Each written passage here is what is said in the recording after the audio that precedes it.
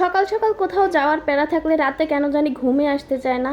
আর এই দিনটা ছিল তেমনই একটা দিন। Hello everyone, welcome to my page Adri's blog. আশা করি সবাই ভালো আছেন, আমিও অনেক বেশি ভালো আছি। এই তো আমি সুন্দর করে সেজেগুজে সকালবেলা চলে যাচ্ছিলাম একটি জব ইন্টারভিউ দিতে।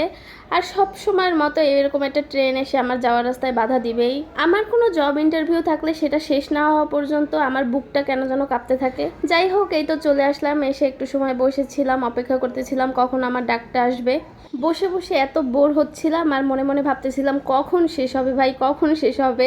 অবশেষে আমার অগ্নি পরীক্ষা শেষ হলো, এটা আমার কাছে অগ্নি পরীক্ষার মতোই।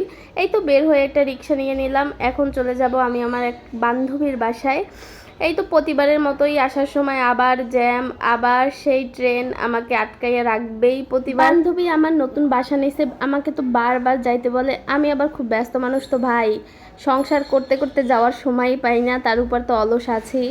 যাই হোক, আজকে চলেই গেলাম আমি আমার বান্ধবীর বাসায়। একটু সময় আড্ডা টাড্ডা দিয়ে বাসায় চলে আসলাম। আমার জামাই আবার যাওয়ার সময় বলে গেছে, আজকে তোমার বেশি কষ্ট করা লাগবে না, বেশি রান্না করা লাগবে না, শুধু হালকা করে ডিমের কোরমা, হাঁসের মাংস, পোলাও রান্না করো, তাতেই হবে আমার।